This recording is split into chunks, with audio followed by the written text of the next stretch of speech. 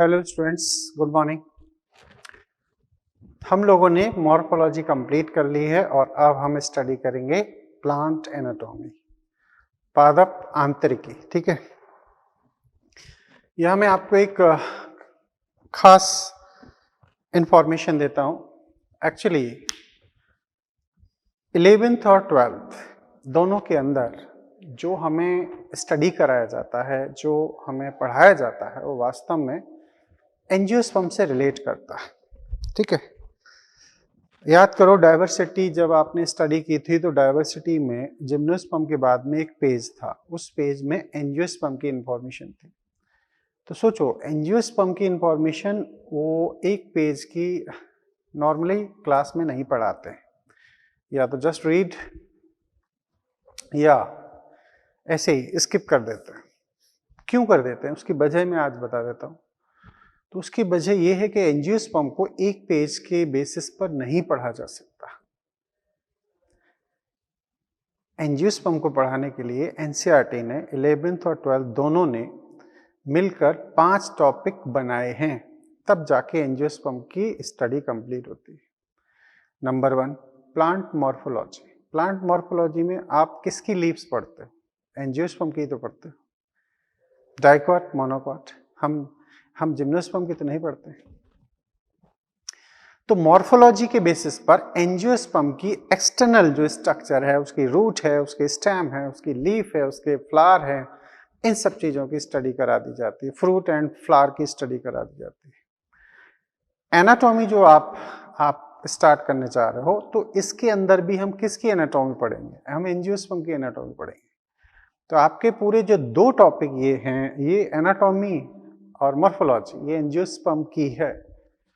हम यहाँ ब्रायोफाइट, ट्रेडोफाइट की बात नहीं करने जा रहे हैं, हम एंजियोस्पर्म की बात करने जा रहे हैं। ठीक है, अब जो हम फिजियोलॉजी पढ़ते हैं, प्लांट फिजियोलॉजी, फोटोसिंथेसिस है, रेस्पिरेशन है, देन वाटर एब्जॉर्प्शन है, इन सब में स्टडी किस चीज की थी? एंजियोस्पर्म की थी। इवन इसमें जिम्नोस्पर्म की कुछ सेगमेंट ऐड हो जाता है, लेकिन बेसिकली जो स्टडी थी वो एंजियोस्पर्म की थी। तो 3 टॉपिक से एंजियोस्पर्म की स्टडी ये हुई। इसके बाद में 12th में जो फर्स्ट है, क्या लिखा है वहां पर? Reproduction in flowering plant. तो फ्लावर किस में बनते हैं? एंजियोस्पर्म में ही तो बनते हैं। तो मींस रिप्रोडक्शन जो वहां पढ़ाया गया है वो हमें पढ़ाया गया है खास तौर से एंजियोस्पर्म के बेसिस पर। तो 4 टॉपिक हो गए। 5वां है फैमिली। तो फैमिली में इकोनॉमिक इंपॉर्टेंस के बेसिस पर बात आ जाती है। प्लांट ब्रीडिंग में क्या है? इकोनॉमिक इंपॉर्टेंस के बेसिस पर बात आ जाती है ना।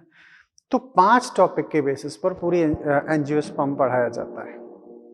तो इंटरेस्टिंग और इम्पॉर्टेंट बात यह है कि वो सिर्फ एक पेज में एंजियोस्पर्म नहीं पढ़ाया जा सकता। इसे पढ़ने के लिए पूरे 5 टॉपिक की स्टडी जरूरी है। उसमें से अब एक टॉपिक अपन पढ़ने जा रहे हैं जो है प्लांट एनाटॉमी। ठीक है, तो इसे हम कैसे डिफाइन करेंगे? पादप आंतरिकी, पादप आंतरिकी, आंतरिकी, प्लांट एनाटॉमी, है ना। उच्च वर्गीय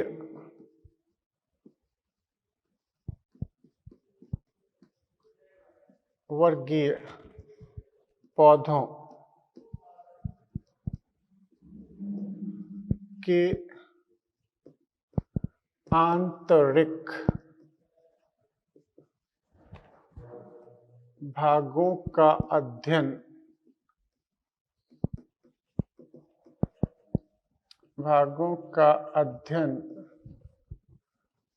पादप आंतरिकी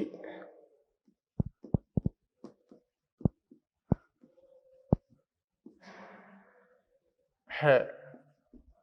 तो ये तो डेफिनेशन होगी, है ना। अब प्लांट एनाटॉमी अपने आप में एक ब्रांच है, तो कोई जनक भी होगा। तो एन ग्रीव, कौन? एन ग्रीव को पादप आंतरिकी का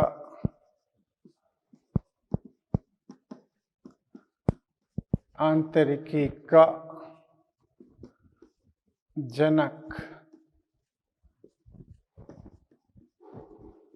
माना जाता है, जनक माना जाता है। क्लियर? एन ग्रीव को पादप आंतरिकी का जनक माना जाता है। ठीक है, तो ये चीज याद रखना। अब जो पूरा एनाटॉमी है, प्लांट एनाटॉमी, जो 11th की एनसीईआरटी में है, इसे कितने बेसिस पर अध्ययन करते हैं?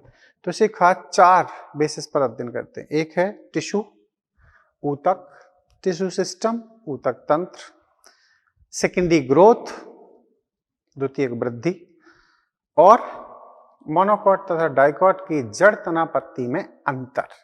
तो ये 4 टॉपिक के बेसिस पर या 4 सेगमेंट में ये पूरा टॉपिक डिवाइड होता है। ऊतक, ऊतक तंत्र, द्वितीयक वृद्धि और मोनोकॉट डाइकॉट की जड़ तना पत्ती में अंतर। ठीक है, तो ये 4 के बेसिस पर डिवाइड होता है। अब यहां कुछ जनरल स्टडी, तो सबसे पहला जो सेगमेंट स्टार्ट होगा वो है टिश्यू यानी कि ऊतक। ठीक है, तो हम ऊतक पर जरा चर्चा कर लेते हैं। ठीक है, तो टिश्यू क्या है? टिश्यू, ऊतक। ठीक है, इसे समझ लो। ऊतक की जरूरत दुनिया में क्यों पड़ी? तो ऊतक यानी कि टिश्यू, टिश्यू का फॉर्मेशन अब हुआ ये कि इवोल्यूशन चला। इवोल्यूशन के नाम पर सबसे पहले क्या आया दुनिया में? Monera, unicellular organism. फिर कौन आया? प्रोटिस्टा। ठीक है, फिर आया plantae, then fungi, then animalia. Plantae, fungi, animalia, इन तीनों का ओरिजिन हुआ। तो यहां पर ज्यादातर कौन ऑर्गेनिज्म है इसके अंदर? यहां है मल्टीसेलुलर। क्या है? मल्टीसेल्यूलर। बोलो, मल्टीसेलुलर। यहां कौन है? Unicellular, unicellular. ठीक है जी, तो ये हम यहां पर आपको ये नहीं बता रहे हैं कि इसमें प्रोकैरियोट है, इसमें यूकैरियोट है। हम तो टिश्यू के बेसिस पर बात कर रहे हैं कि आखिर टिश्यू दुनिया में क्यों जरूरत पड़ी। तो जो यूनिसेलुलर ऑर्गेनिज्म है, जो कि नेचर में सबसे पहले आए थे, मोनेरा एंड प्रोटिस्टा, ये एक्चुअली अपनी सभी मेटाबॉलिक एक्टिविटीज को एक कोशिका में कंप्लीट कर लेते हैं। ठीक है, जैसे आपने अमीबा पढ़ रखा होगा, अमीबा में रेस्पिरेशन उसी में होगा, एब्जॉर्प्शन उसी में होगा, भोजन भी वो उसी के जरिए करेगा, सब कुछ, every metabolic activity perform inside a one cell. ठीक है, अब ये मल्टीसेलुलर हुए। मल्टीसेलुलर का मतलब हुआ कि अब बहुकोशिकीय जीव हैं, इनके पास अनेकों कोशिकाएं हैं। तो जाहिर सी बात है कि अनेकों कोशिकाएं हैं तो उसका स्ट्रक्चर भी एनिमल का बनेगा या प्लांट का बनेगा, तो अल्टीमेटली उसकी फंक्शनिंग फिर अलग अलग तरीके की हो जाती है। जैसे मैं कहूँ कि किसी के घर में एक नौकर है, ठीक है, तो सारे काम लगभग हम उसी से करवाते हैं।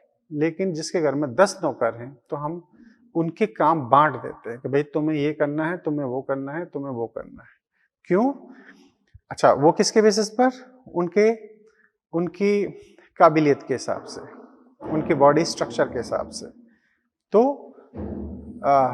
उनकी जो इंटेलिजेंस है, उनका जो स्ट्रक्चर है, बॉडी स्ट्रक्चर, उसके बेसिस पर उनकी फंक्शनिंग को बांट देते हैं, है ना। जो शरीर में कोई अच्छा ताकतवर इंसान है तो उसे गेट कीपर या बॉडीगार्ड के फॉर्म में यूज कर सकते हैं।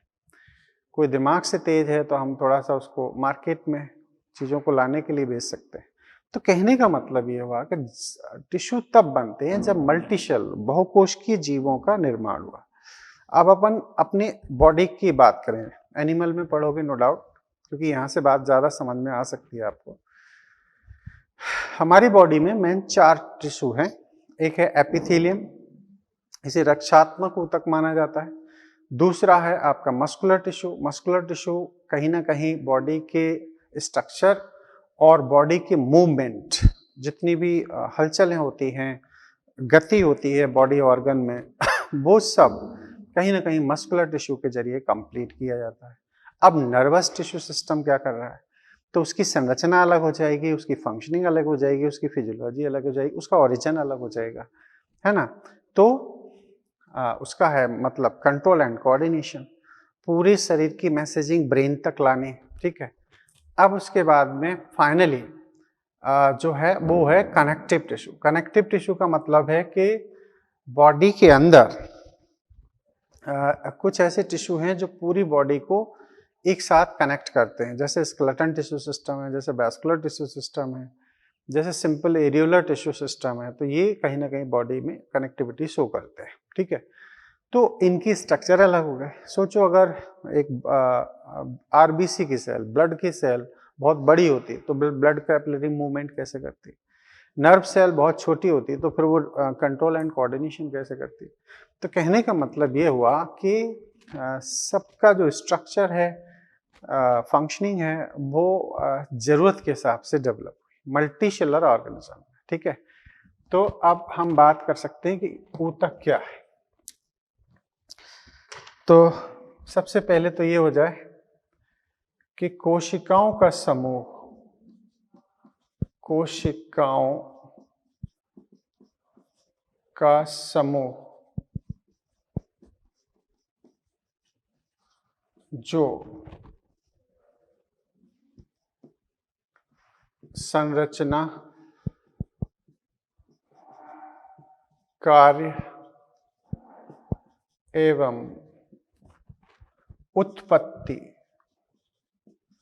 उत्पत्ति ओरिजिन में समानता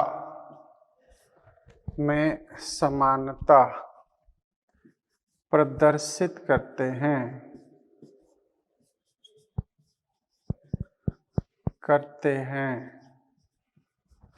ऊतक कहलाते हैं। ऊतक कहलाते हैं, क्या कहलाते हैं, टिश्यू, ऊतक कहलाते हैं। क्लियर। यह श्रम विभाजन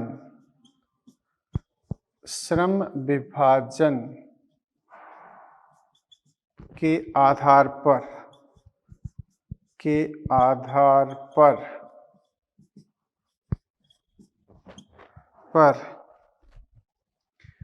बहुकोशिकीय जीवों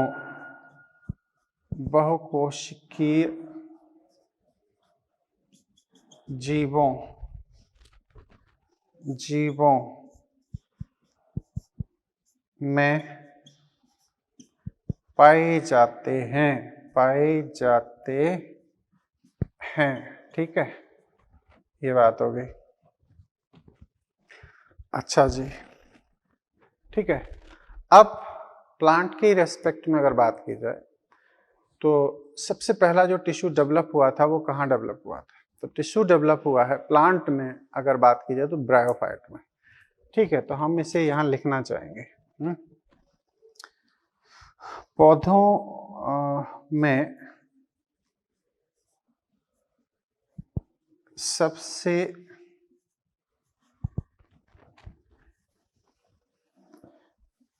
अच्छा, पौधों में टिश्यू होते कितने हैं पहले तो ये समझ लो, फिर हम मेरिस्टेम की बात करेंगे। पौधों में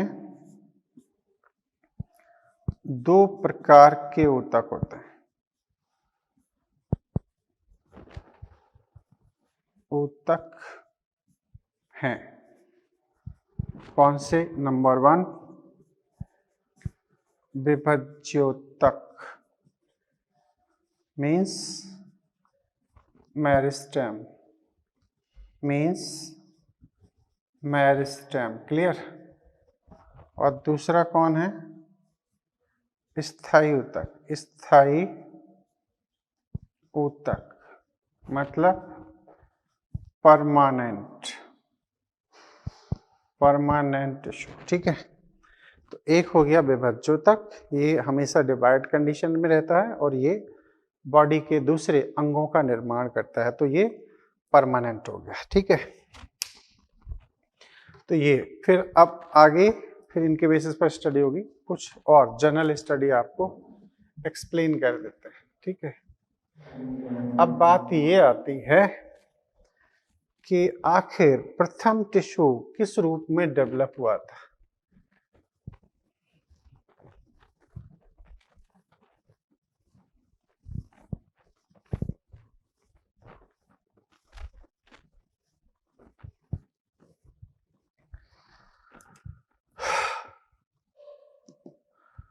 पौधों में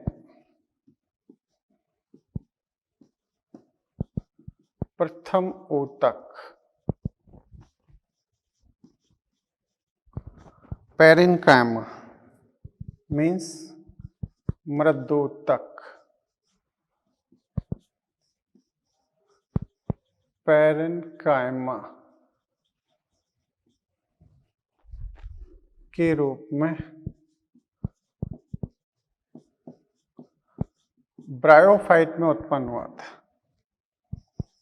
ब्रायोफाइट्स में उत्पन्न हुआ।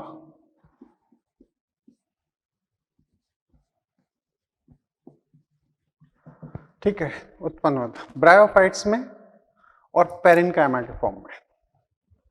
क्लियर? एल्गी में क्यों नहीं मानते? तो एल्गी में इसलिए नहीं मानते क्योंकि एल्गी में जो स्ट्रक्चर है मल्टीसेलुलर तो हैं, लेकिन वो एग्जैक्टली टिश्यू की डेफिनेशन हर जगह एक्सप्लेन नहीं होती। बहुत सारी एल्गी तो आप देखते हो यूनिसेलुलर ही होती है ना, जैसे आपका एसिटाबुलेरिया है, क्लोरेला है, स्पाइरुलिना है, सारे जो बीजिए हैं वो तो अल्टीमेटली यूनिसेलुलर कंसिडर किए गए। तो अब हम इसको समझना चाहेंगे। तो एक्चुअली आप जरा इस डायग्राम को ध्यान से देखिए। तो ये डायग्राम क्या कहता है? ये डायग्राम एक्चुअली एक एल्गी को रिप्रेजेंट कर रहा है। क्लियर? कुछ इस तरीके से ये एक सेल है, 2 सेल, 3 सेल और 4 सेल। ठीक है, इसमें आप देख रहे हैं कि ये एपिकल सेल है, ऐसे इस तरीके से। ठीक है, कौन ये? This is Ulothrix. ठीक, ये कौन है? एल्गी, खासतौर से ग्रीन एल्गी। ऊपर की सेल है, इसे क्या कहते हैं? Apical cell. बाकी इन्हें क्या कहते हैं? Vegetative cell. इसे क्या कहते हैं? This is called holdfast. ठीक है, इसे हम होल्ड फास्ट कहेंगे। ठीक है, अब आप देखिए कि यहां ऊतक कंसिडर क्यों नहीं है। तो बहुकोश की संरचना है, आपको एक से ज्यादा कोशिकाएं नजर आ रही हैं, लेकिन आप देखो कि इनकी संरचना में भी अंतर है। संरचना में कैसे अंतर है? जो होल्ड फास्ट सेल है ये, इसमें क्लोरोप्लास्ट कभी नहीं पाया जाता। ठीक है, जबकि बाकी सेल में क्लोरोप्लास्ट होता है। तो संरचना में वेरिएबिलिटी हो गई। अब इसकी फंक्शनिंग को देख लो। ये इसका फंक्शन अलग है। इसका काम है कि एल्गी को पत्थरों से या किसी उपयुक्त आधार से चिपका के रखना, अटैच करके रखना। एपिकल सेल ये मेरिस्टेमेटिक नेचर की होती है। क्या है? मेरिस्टेम। ये मेरिस्टेमेटिक सेल है, मेरिस्टेमेटिक सेल, मेरिस्टेम है। तो ये काम है इसका डिवीजन, और डिवीजन करके बाकी सेल्स का फॉर्मेशन करना इसका मेन काम है। ओके, हालांकि ये बात भी अलग है कि इसमें हर सेल में टोटिपोटेंसी का नेचर होता है और हर सेल नए एल्गी को बना सकता है, तभी तो इनमें फ्रेगमेंटेशन की सेल फंक्शनिंग पॉसिबल होती है। ठीक है, अब इनका दोनों का आप देख लो फंक्शन अलग है, स्ट्रक्चर दोनों का अलग है। और वेजिटेटिव सेल में भी ये है कि हर एक सेल अपने आप में कुछ और बना सकती है। जैसे ये स्पोरेंजियम उसमें गैमेटेंजियम में बदल सकती है, ये हिप्नोस्पोर को बना सकती है, ये पामेला स्टेज को बना सकती है, ये दूसरा काम कर सकती है। तो इसलिए सेल तो हैं, मल्टीसेलुलर है, लेकिन आप सोचिए कि ये अलग अलग फंक्शनिंग को रिप्रेजेंट कर सकते हैं। तो हम इसे टिश्यू एग्जैक्टली कंसिडर नहीं करेंगे। अब बात आती है तो फिर ब्रायोफाइट कैसे?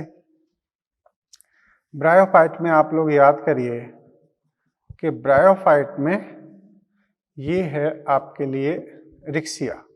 Suppose this is Riccia, okay. अब आप इसका स्ट्रक्चर देखिए। This is lower epidermis. Here lower epidermis produce some unicellular, कुछ एक कोश की राइजोइड्स का निर्माण होता है, क्लियर। और यहाँ पर ये जो टिश्यू हम देख रहे हैं, एक्चुअली ये टिश्यू क्या है? ये टिश्यू है स्टोरेज टिश्यू। क्या है? स्टोरेज टिश्यू, ठीक है। अब ये इस साइड कौन सा टिश्यू है? आपने कभी नहीं पढ़ा है तो घबराना नहीं, ये जरूरी भी है। रिक्सिया भी आपका स्टडी बनता है क्योंकि लिवरवर्ट्स का ये मेंबर है, क्लियर। तो इसको भी एक बार टिश्यू के बेसिस पर समझ लेते हैं, क्लियर। अब इसमें खास बात क्या है कि ऊपर की सेल को छोड़कर, क्योंकि यहां से टिश्यू डिफरेंशिएशन हमें देखने को मिलेगा, ठीक है जी, ऐसे। तो ये एसिमिलिट्री फिलामेंट्स हैं, क्लियर। और ये अपर एपिडर्मिस है। अब इसको समझिए, इसे हम कहते हैं प्रकाश संश्लेषी क्षेत्र, मतलब फोटोसिंथेटिक जोन। इसे कहते हैं स्टोरेज जोन, इसे कहते हैं राइजोइड्स। ये एब्जॉर्प्शन का काम करेंगे। तो ये है प्रकाश संश्लेषी क्षेत्र, क्लियर। और ये है संग्राहक क्षेत्र, ठीक। और ये हैं rhizoids, clear, they are called rhizoids. तो प्रकाश संश्लेषी क्षेत्र, संग्राहक क्षेत्र और राइजोइड्स, इनकी आप देखो संरचना अलग है, मतलब सेम है लगभग, फंक्शनिंग सेम है, सबका प्रकाश संश्लेषण करना है। और ये इस तरीके के फिलामेंट के फॉर्म में प्रेजेंस होते हैं। तो group of cell which is similar in structure, function और ओरिजिन।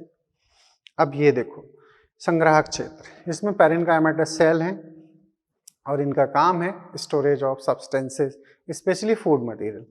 इनका जो काम है वो है एब्जॉर्प्शन। क्या है? Absorption of water minerals from soil. और दूसरा काम है कि ये कहीं ना कहीं मिट्टी में इस मेन प्लांट बॉडी को जोड़ के रखते हैं।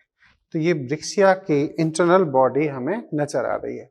तो आप दोनों डायग्राम के जरिए ये बात डिसाइड कर सकते हो कि पहला टिश्यू कहाँ बना। पहला टिश्यू यहाँ कंसिडर किया जाता है, ठीक है।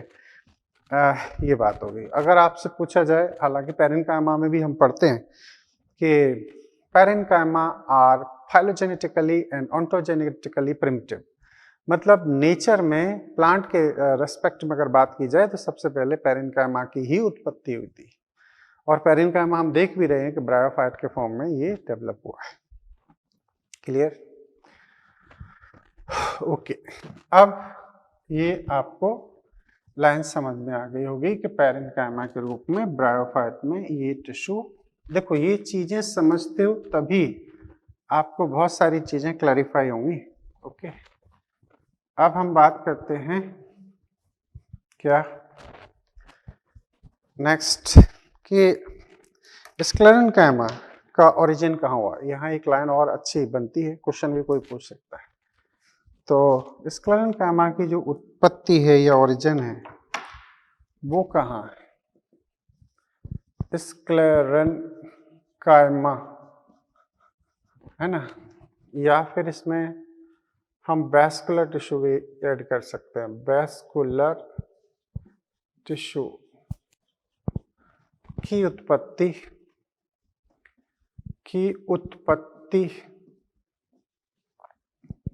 टेरिडोफाइट्स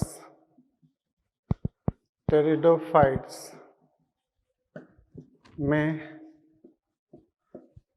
मानी जाती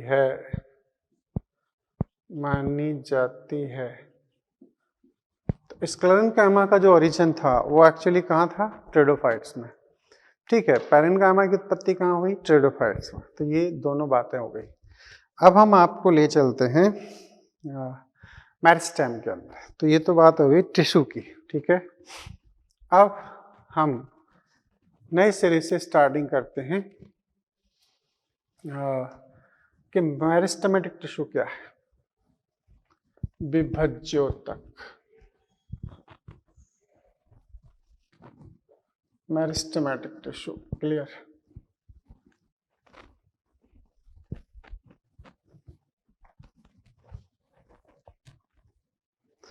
मेरिस्टेमेटिक टिश्यू विभज्योतक।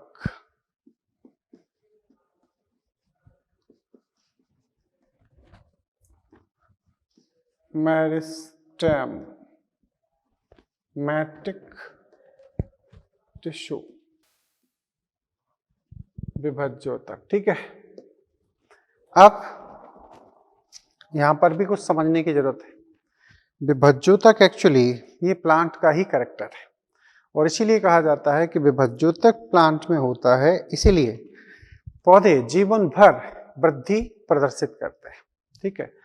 और इनमें अर्थमेटिक ग्रोथ आपको देखने को मिलती है, ठीक है।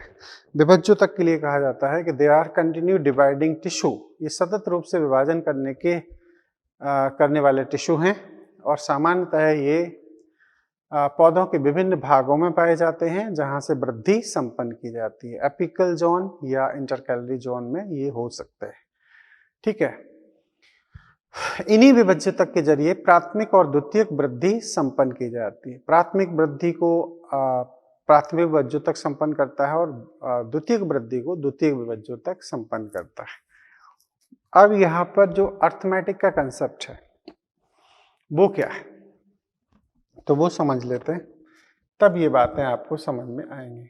ऐसे एक मेरिस्टेम है, क्या है ये? Meristem, clear. इसमें क्या हुआ? डिवीजन हुआ, माइटोसिस, ठीक है। अब इससे क्या हुआ? दो सेल का फॉर्मेशन हुआ। एक सेल तो मेरिस्टेम बनी रही और एक सेल आपकी परमानेंट में कन्वर्ट हो गई। तो ये तो अभी भी कौन है? मेरिस्टेम। और ये अभी कौन है? परमानेंट, ठीक है। आप ये ग्रोथ एंड ग्रोथ हार्मोन में स्टडी करते हो तो मेरिस्टेम से दो सेल बनी, दो सेल में एक सेल कन्वर्ट हो गई परमानेंट में, स्थायी ऊतक में, और एक अभी भी मेरिस्टेम बनी है। फिर डिवीजन करेगा तो ये फिर दो बनाएगी, तो फिर एक परमानेंट बन जाएगी, एक मेरिस्टेम बनी रहेगी। मतलब अगले डिवीजन में दो परमानेंट हो जाएंगी, एक मेरिस्टेम बनेगी। तो इसका मतलब क्या हुआ? इसकी डेफिनेशन कैसे आती है?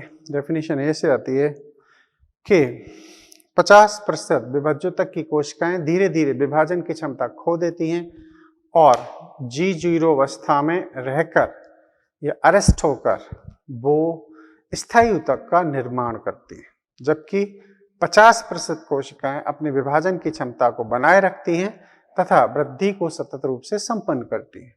तो ये 50% मतलब एक कोशिका मेरिस्टेम बनी रहेगी और एक मेरिस्टेम में कन्वर्ट हो जाएगी। 50% cell of meristem lost their property of cell division, convert in permanent, while the 50% retain मतलब बनाए रखती हैं their property of cell division। तो यही चीज कह सकते हैं,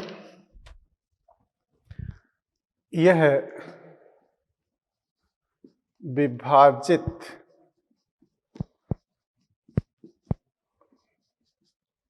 हो रही कोशिकाओं का समूह है, कोशिकाओं का समूह है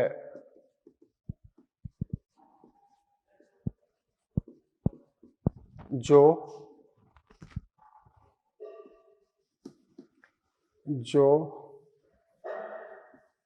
पौधों में जीवन पर्यंत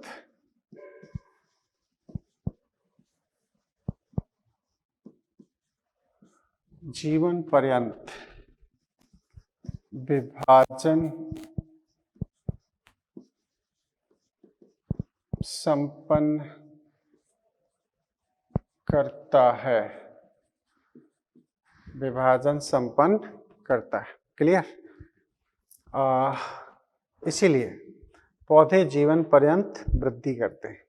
जंतुओं में ये टिश्यू नहीं है, इसीलिए एक सर्टेन एज के बाद में उनकी ग्रोथ रुक जाती है। क्लियर? अच्छा जी। ठीक, हाँ,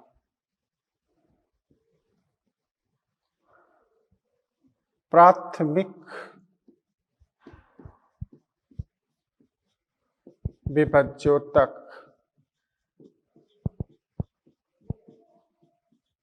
प्राथमिक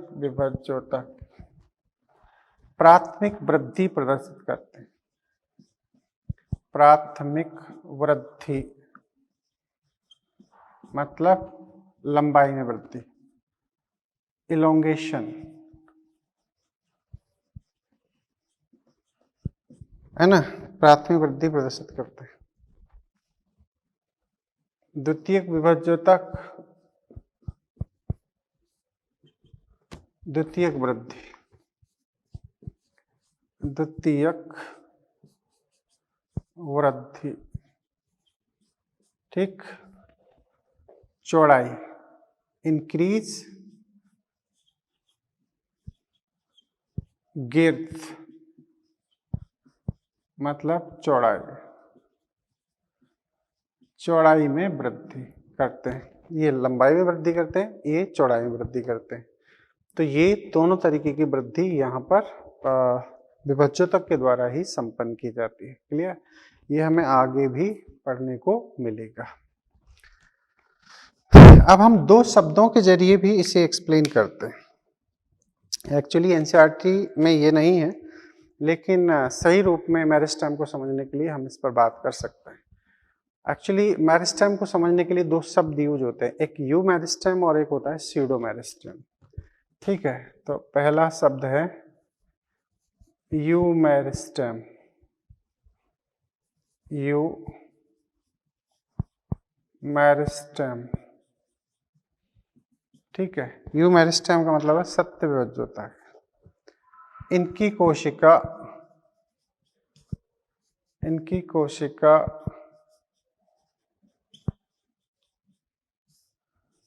सतत विभाजन करती हैं, कंटिन्यूअस डिवीजन प्रदर्शित करते हैं।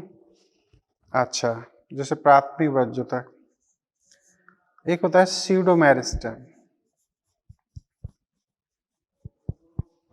स्यूडो मेरिस्टेम, स्यूडो मेरिस्टेम का मतलब है यह आवश्यकता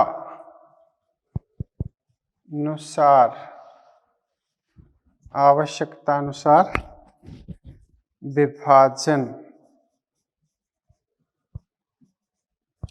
करती हैं जरूरत पड़ने पर। तो इसमें आएंगे सेकेंडरी ग्रोथ, है ना, सेकेंडरी मेरिस्टेम। सेकेंडरी मेरिस्टेम हमेशा से डिवाइड नहीं होता, है ना। एग्जाम्पल के तौर पर आप ले लेना द्वितीयक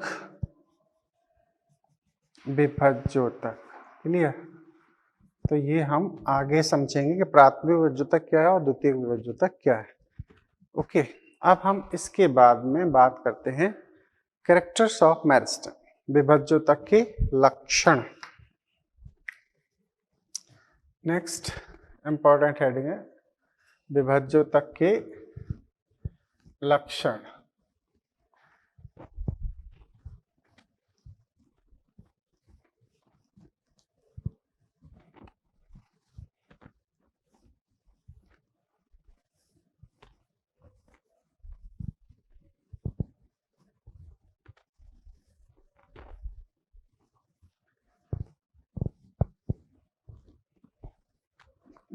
विभज्योतक के लक्षण, characters of meristem, characters of meristem, विभज्योतक के लक्षण। तो इसको समझने के लिए सबसे पहले तो हम क्या करें, एक सेल, एक टिश्यू बनाते हैं जो मेरिस्टेम को प्रदर्शित करेगा इस तरीके से।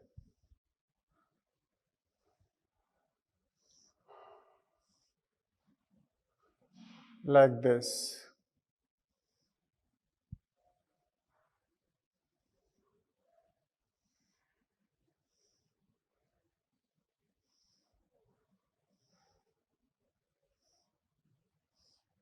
ऐसे,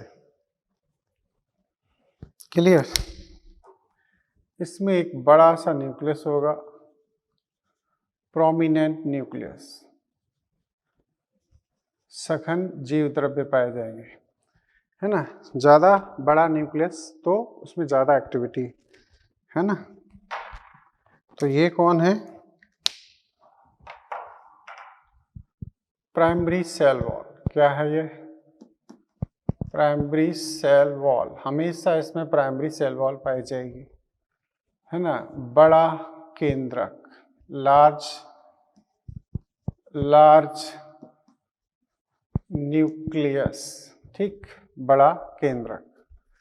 अच्छा, सघन जीव द्रव्य, डेंस साइटोप्लाज्म,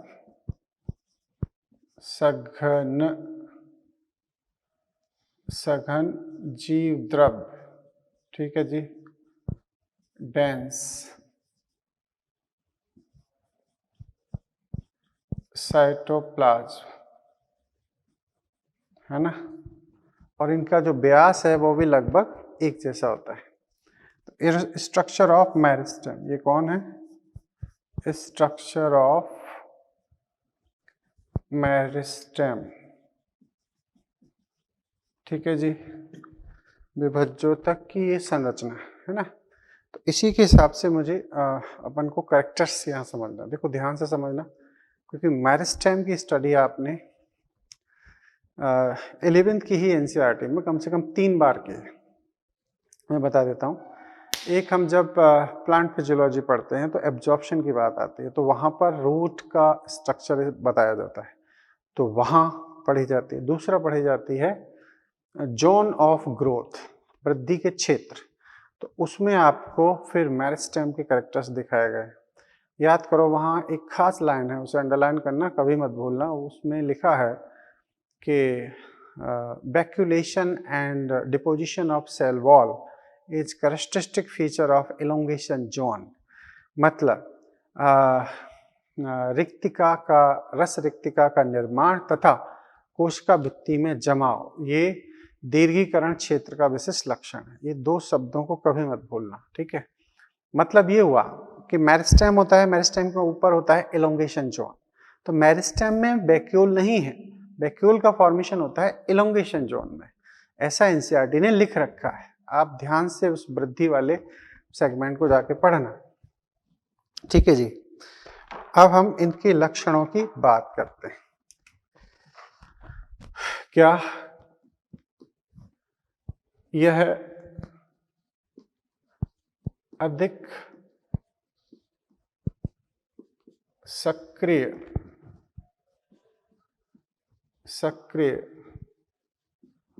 कोशिकाओं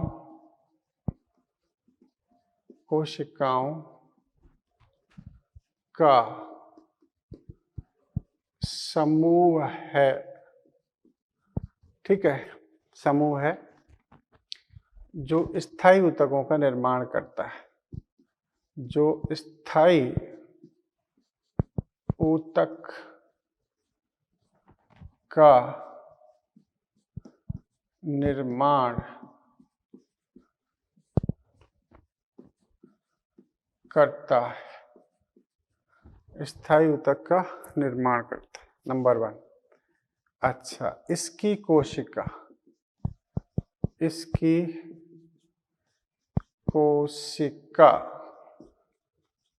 कैसी होंगी, छोटी।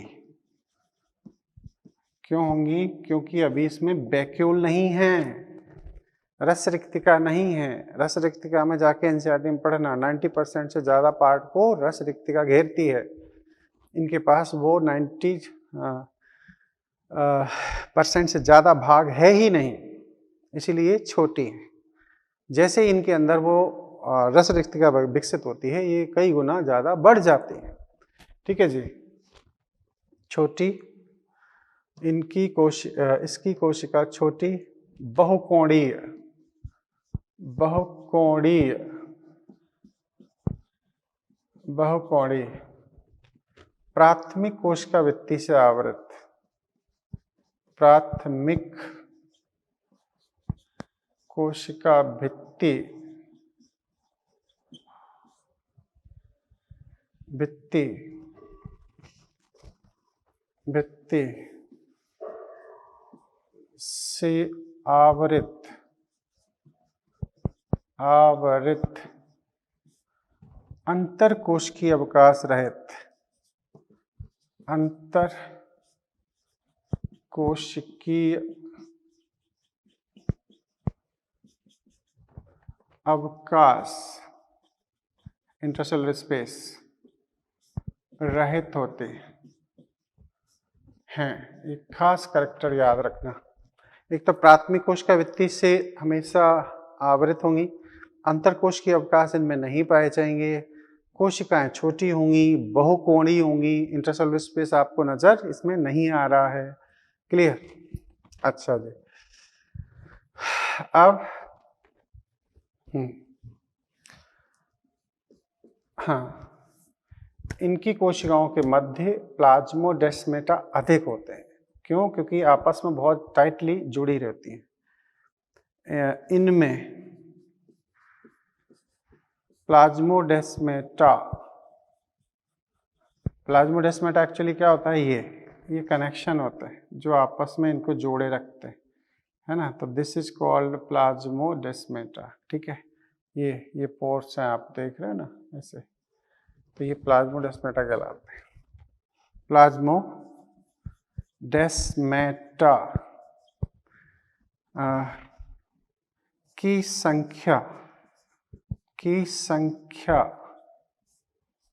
अधिक होती है, अधिक होती है। ठीक है, इनमें प्लाज्मोडेस्माटा की संख्या ज्यादा होती है। ओके, इनमें बड़ा केंद्रक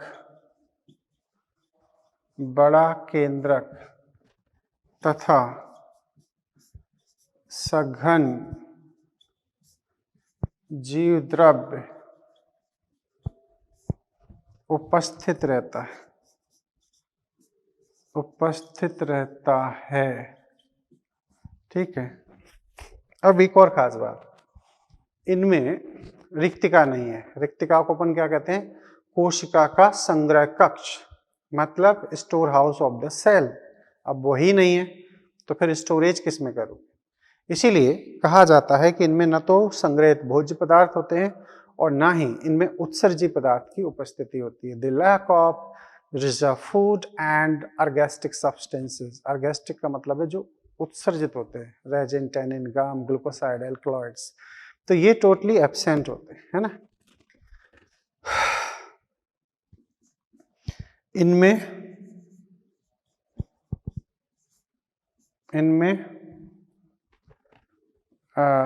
रस रिक्तिका, अच्छा इसमें पहले कोशिकांग की बात हो जाए। इनमें माइटोकॉन्ड्रिया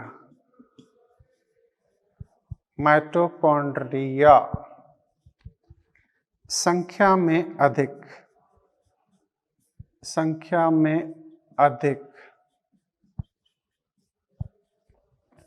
लेकिन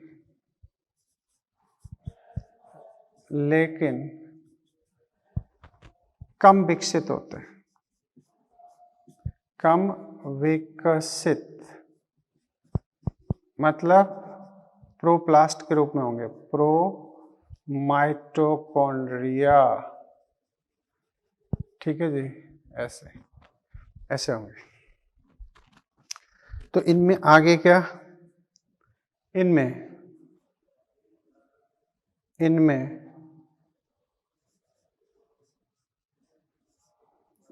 रस रिक्तिका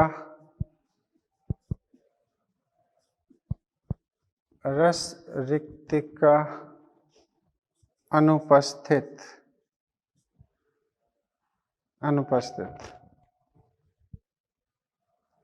ठीक है, तथा संग्राहक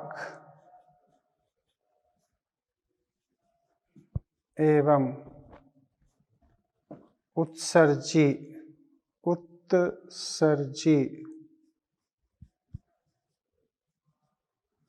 पदार्थ भी अनुपस्थित है। ठीक है, तो ये अच्छा, क्लोरोप्लास्ट होते हैं, वो होते हैं प्रोप्लास्टिड के रूप में। लवक किस रूप में होते हैं? लवक यानी कि प्लास्टिड की उपस्थिति प्रोप्लास्टिड के रूप में होती है। प्लास्टिड के रूप में होती है। किस रूप में होती है? प्रोप्लास्टिड के रूप में। Is that clear? प्रोप्लास्टिड के रूप में होती है। तो ये जो आप देख पा रहे हो ये काफी महत्वपूर्ण है। इसमें साइटोलॉजी में आपके में एक ईआर से रिलेटेड क्वेश्चन आता है। तो ईआर में याद रखना कि ईआर भी कम विकसित स्वरूप में ही पाए जाते हैं, क्योंकि ये हाईली डिवाइडिंग सेल मानी गई है। ठीक है, ऐसे तो ये चीज हो गई। ये थे लक्षण, characters of meristem. Is that clear? आप इन्हें बना लें, लिख लें, समझ लें। क्लियर? अब हम इनके चलते हैं type of meristem. Next, type of meristem. Type of meristem.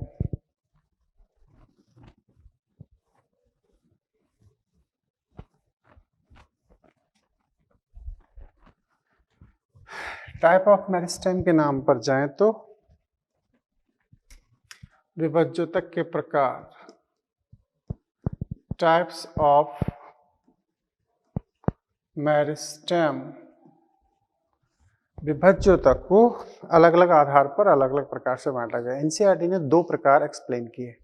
एक है उत्पत्ति के आधार पर विभज्योतक के प्रकार, और दूसरा है स्थिति, पोजीशन के हिसाब से विभज्योतक के प्रकार। ठीक है, लेकिन हमारे लिए दो बहुत आगे भी इंपॉर्टेंट है।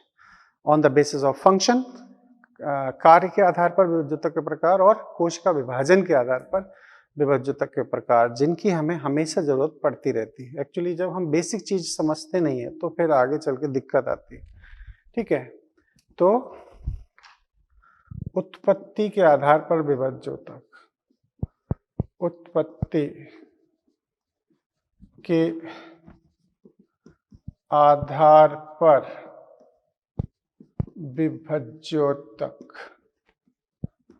ठीक है जी, type of meristem on the basis of origin. तो ये हो जाएगा पहला प्रोमेरिस्टेम।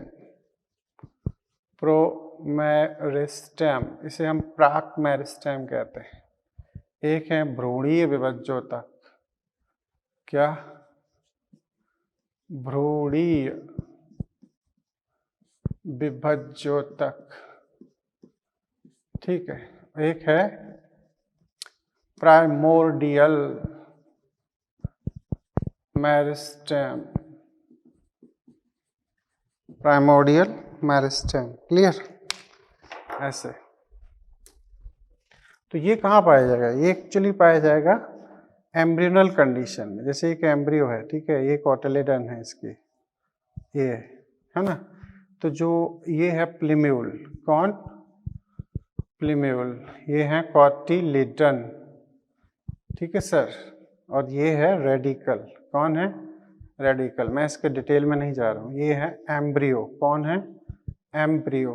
तो इसकी क्या होती है, स्टार्टिंग में जियोमेट्रिक ग्रोथ हमें काफ़ी हद तक देखने को मिलती है जब तक इसमें आगे डिवीजन चलता है, लेकिन फिर बाद में इसमें अर्थमेटिक ग्रोथ देखने को मिलती है। ठीक है, ग्लोबुलर स्टेज होती है, हार्ट शेप होती है, तो उस टाइम ये डिवाइड हो रही थी, हर सेल डिवाइड होती है इसकी।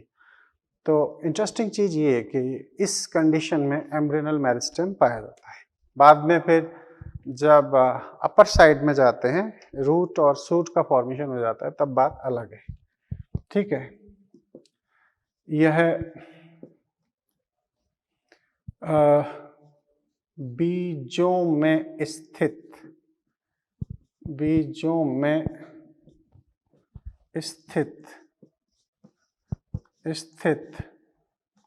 भ्रूण तथा पत्तियों की प्राइमोर्डियल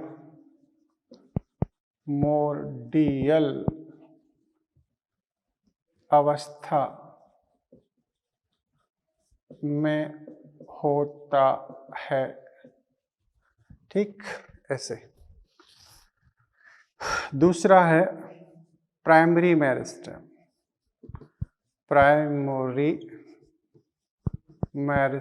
ठीक है, प्राथमिक विभज्योतक। तो कह सकते हैं इसे कौन बनाएगा? Embryonal meristem. इसे एम्ब्रियोनल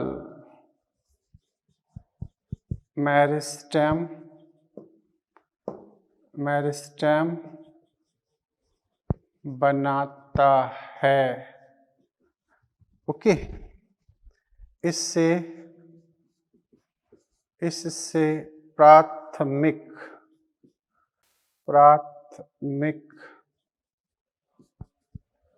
स्थायी ऊतक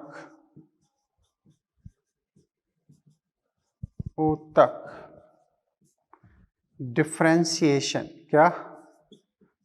डिफरेंशिएशन, विभेदन, क्या? विभेदन द्वारा बनते हैं। ठीक है सर। इसकी मदद से क्या होता है? लंबाई में वृद्धि होती है ना। ओके, ये डिफरेंशिएशन, रीडिफरेंशिएट, रीडिफरेंशिएट, ये भी मैं अभी इसके बाद में एक्सप्लेन करने जा रहा हूँ। ठीक है, अब आप समझे क्या कि सेकेंडरी मेरिस्टेम क्या है? द्वितीयक विभज्योतक। सेकेंडरी मेरिस्टेम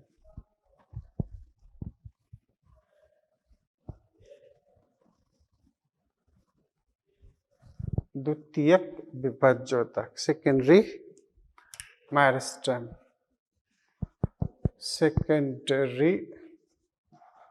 मेरिस्टेम, ठीक है।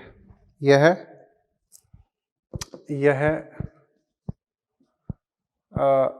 द्वितीयक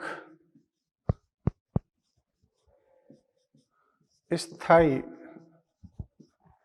ऊतकों को बनाता है। ठीक, बनाता है। इसे प्रत्यक्ष रूप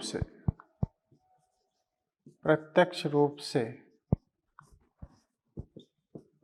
प्राथमिक स्थायी ऊतक तथा अप्रत्यक्ष रूप से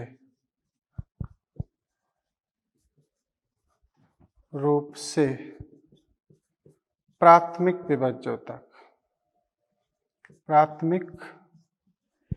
विभज्योतक बनाता है, बनाता है, ठीक है। और इससे क्या होता है, बनाता है। इस प्रक्रिया को क्या कहते हैं, को डी डिफरेंशिएशन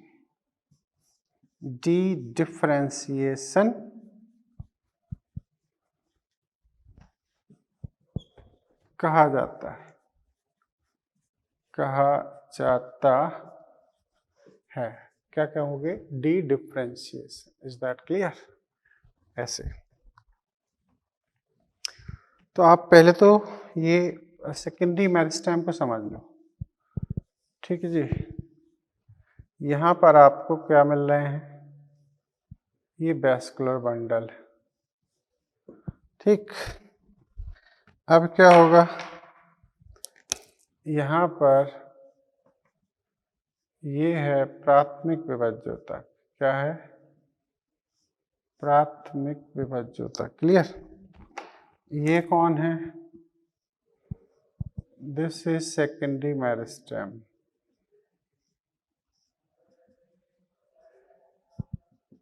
है ना। और एक मेरिस्टेम बनती है यहाँ, तो ये तो हो गई कॉर्क कैम्बियम, ठीक है जी। और इसी को कहते हैं फेलोजन, है ना। ये बाहर की तरफ काटती है किसे, कॉर्क, और अंदर की तरफ जो काटती है वो क्या है, सेकेंडरी कॉर्टेक्स। तो ये द्वितीय पार्ट हो जाएगा, है ना। और एक है ये इंटर फेसिकुलर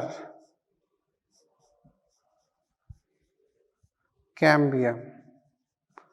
तो ये खास तौर से दो इसके सेकेंडरी मेरिस्टेम हो जाएंगे। तो एग्जाम्पल के तौर पर हम लिखेंगे, एक तो हो गई कॉर्क कैम्बियम, क्लियर, और दूसरा क्या होगा, inter fascicular cambium. Is that clear?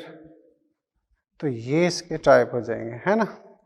और ये बनाएगा कॉर्क एंड सेकेंडरी कॉर्टेक्स को, और ये बनाएगा बाद में फिर द्वितीयक स्थायी ऊतक। अब मैं वो शब्द बता देता हूं पहले, नहीं तो आप दिक्कत में रहोगे। इन्हें आप हमेशा याद रखना, ठीक है।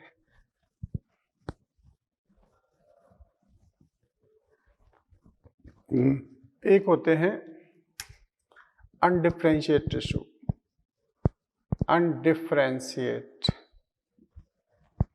तो अनडिफरेंशिएट में आप याद रखना प्राइमरी मेरिस्टेम, क्या रखोगे, इनमें कोई डिफरेंशिएशन नहीं होता है। अब एक होता है डिफरेंशिएशन,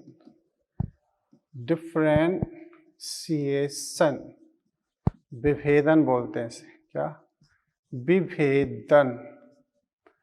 अब विभेदन में आप किसे रखोगे, इसमें आएगा प्राइमरी परमानेंट, ठीक है। एक सीक्वेंस है बाकायदा, है ना। प्राइमरी मेरिस्टेम कैसे बनाएगा, प्राइमरी परमानेंट। अब यहां कौन हो रहा है, अब होगा डिफरेंशिएशन, इंग्लिश के शब्द याद रखना थोड़ा, है ना।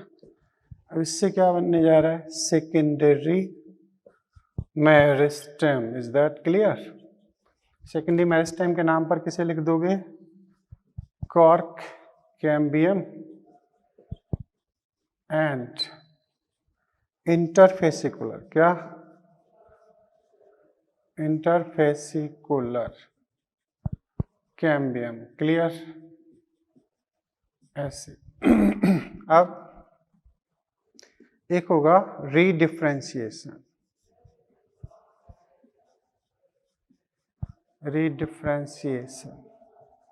रीडिफरेंशिएशन में आएगा सेकेंडरी परमानेंट, परमानेंट। इसमें किसे रखोगे? तो इसमें हम रख देंगे, एक तो हो गया वो कॉर्क, ठीक है, और एक हो गया सेकेंडरी कॉर्टेक्स, और उधर क्या हो गया? Secondary xylem and phloem. Clear sir? ये चीज हो गई है ना।